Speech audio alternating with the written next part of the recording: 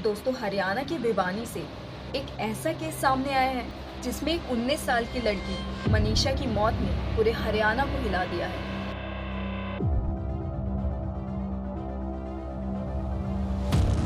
ये केस सिर्फ एक मर्डर या सुसाइड का नहीं, बल्कि जस्टिस और सिस्टम पर सवाल उठाने वाला है।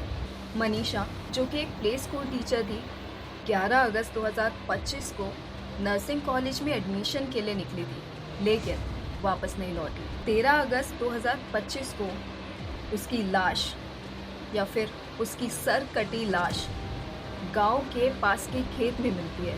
अब मनीषा के परिवार से उनके पिताजी का ये कहना था कि वो उसकी मिसिंग कंप्लेंट लिखाने गए थे, लेकिन पुलिस के द्वारा उनको बोल दिया गया कि अरे वो भाग गई होगी, 2-3 दिन में वापस आ जाएगी। 6:26 मेरी घंटी बजी, उसका कट गया। फिर मैंने 6:26 मतलब पूरी नहीं हुई थी, कुछ सेकंड बची हुई थी, मैंने उसके साथ अपना फोन उठाया, साथ ही साथ कॉल किया, फोन बंद था उसका। ठीक है जी। कल रात में उसका फोन 12:04-5 के ऊपर ऑन हुआ है, रिंग गई है अच्छी खासी, उसके बाद बंद हो गया है। दोबारा हमने कॉल किया तो फिर स्विच ऑफ हो गया है, और सुबह ये वारदात मिली गई हमें। मनीषा के पिताजी ने ये भी कहा कि उन्होंने 11 अगस्त को मनीषा को कॉल किया, लेकिन वो कॉल नहीं उठाया। मनीषा के पिताजी ने ये भी कहा कि 11 अगस्त को उन्हें मनीषा की तरफ से एक कॉल आता है, जो कि वो उस टाइम पे उठा नहीं पाए, लेकिन जैसे ही उन्होंने कॉल देखा, उन्होंने उनको कॉल बैक किया तो उसका कोई आंसर नहीं था।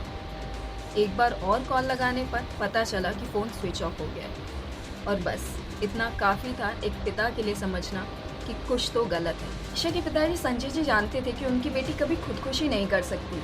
अगर पुलिस समय से एक्शन लेती तो आज शायद उनकी बेटी जिंदा होती। और अब मैं बता दूं कि इसमें पुलिस का क्या कहना है। जब बॉडी मिली तो पुलिस ने इसे सुसाइड का एंगल बना दिया। सवाल ये है कि गले का कटना, फेस पर एसिड होना कैसे पॉसिबल है। और सिर्फ इतना ही नहीं, उसके परिवार की तरफ से बताया गया कि उसके शरीर से उसकी किडनी और इवन बच्चादानी तक गायब है। उसके शरीर पर पड़े इतने जख्म किस और इशारा करते हैं। बस अब तक की रिपोर्ट आई है, उसमें पॉइजन आया है और उसमें कोई उसको इंजरी के मार्क नहीं आए। जो सेक्टोरल एरियाज में उसके जो थे वो कुछ भी नहीं आया, सीमेंट नेगेटिव आया उसका। बाकी हड्डियां उसकी इरेगुलर थी, तो कोई शार्प वेपन का इस्तेमाल उसमें नहीं लगा। ये भी बताया गया है कि धारदार हथियार से भी हत्या की गई है, क्योंकि गला भी रेता गया है। वो उसमें धारदार हथियार की कोई भी एविडेंस। पुलिस की तरफ से इसको सुसाइड डिक्लेयर करना या फिर सुसाइड का एंगल देना, और वहीं पे पोस्टमार्टम की रिपोर्ट ऐसी आना। अब यहाँ बात कुछ समझ नहीं आई। यहाँ बोला जा रहा है कि मनीषा ने कुछ पेस्टिसाइड कंज्यूम किए, कुछ केमिकल कंज्यूम किए, जिसकी वजह से उसकी डेथ हो गई।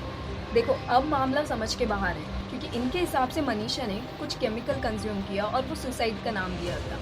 लेकिन पेस्टिसाइड कंज्यूम करने से फेस पे एसिड कैसे आ सकता है। और सिर्फ इतना ही नहीं, उसकी किडनी का गायब होना और बच्चेदानी का गायब होना कैसे पॉसिबल है। 1-2 किलोमीटर के अंदर अंदर ऐसा क्या हो गया कि आसमान से अपराधी उतर गए। उस बेटी के साथ हुआ क्या है, उसकी बच्चेदानी गायब है, उसकी किडनी गायब है, उसके मुंह पे तेजाब डाला जाता है। मैं खुद एडवोकेट हूँ क्राइम का, कि मैं लॉयर हूँ साहब, तो मुझे पता है जितना हार्ड उस बेटी का अगर आप पोस्टमार्टम की रिपोर्ट पढ़ेंगे ना तो आप पढ़ नहीं पाएंगे, इतनी दरिंदगी की गई है। और इसकी ही वजह से प्रोटेस्ट, रोड ब्लॉकेज और महापंचायत होने लगी। प्रेशर के बाद सरकार ने भिवानी के एसपी का ट्रांसफर कर दिया, एसएचओ, एएसआई और कुछ पुलिस ऑफिशियल्स को भी सस्पेंड कर दिया, और अब सीबीआई इंक्वायरी ऑर्डर कर दी है। परिवार ने पोस्टमार्टम के बाद उसकी बॉडी लेने से मना कर दिया था। उनका कहना था कि जब तक इंसाफ नहीं मिलेगा वो बच्ची का अंतिम संस्कार नहीं करेंगे। लेकिन उसके ही बाद मनीषा के पिताजी के साइड से एक ऐसा वीडियो आता है जिसमें साफ दिखता है कि उन पे कोई ना कोई प्रेशर ज़रूर बनाया गया है। और कमेटी का फैसला ये है कि हम अपनी बेटी का संस्कार हिंदू रीति रिवाज के साथ, मान सम्मान के साथ करेंगे, और प्रशासन अपने काम पे लगा हुआ है, हम उनके काम से संतुष्ट हैं। और सुसाइड के एंगल के लिए इतना ही काफ़ी नहीं है। यहाँ पर सीधी सीधी जवाबदेही कॉलेज वालों की भी है, लेकिन कॉलेज की तरफ से ऐसा कोई बयान नहीं आया है। मनीषा कॉलेज गई, कॉलेज से निकलते हुए मनीषा का एक फुटेज भी सामने आया।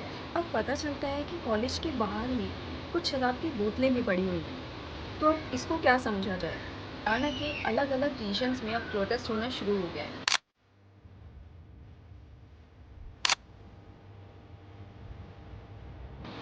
इस केस ने आग पकड़ ली है। लोग ज़्यादा से ज़्यादा प्रोटेस्ट कर रहे हैं ताकि मनीषा को न्याय मिल पाए। हरियाणा के अलग अलग रीजन में प्रोटेस्ट हो रहे हैं, जस्टिस फॉर मनीषा के स्लोगन के साथ।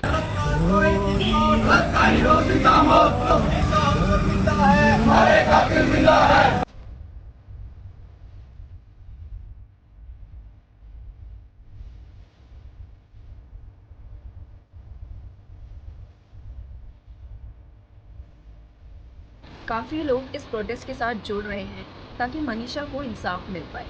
इस केस में मीडिया की तरफ से कोई भी कवरेज नहीं है, लेकिन फिर भी लोग वीडियोस के थ्रू अपनी आवाज़ उठा रहे हैं। प्रोटेस्ट में कैंडल मार्च, रोड ब्लॉकेज और मार्केट बंद भी हुए। लोग डिमांड कर रहे हैं कि आरोपी को डेथ पेनल्टी हो। सस्पेंस अभी भी बना हुआ है। क्या सीबीआई सच सामने ला पाएगी?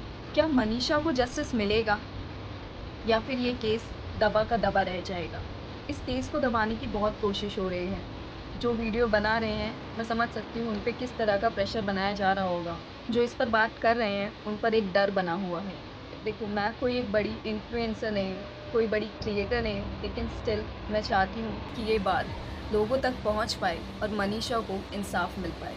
तो आप लोग जो भी ये वीडियो देख रहे हैं, आप सबसे मेरी रिक्वेस्ट है कि इस वीडियो को ज़्यादा से ज़्यादा शेयर करें, ताकि लोग जान पाएँ कि बच्ची के साथ हुआ क्या, और लोग भी सवाल उठा पाएँ कि न्याय आखिर कब तक मिलेगा।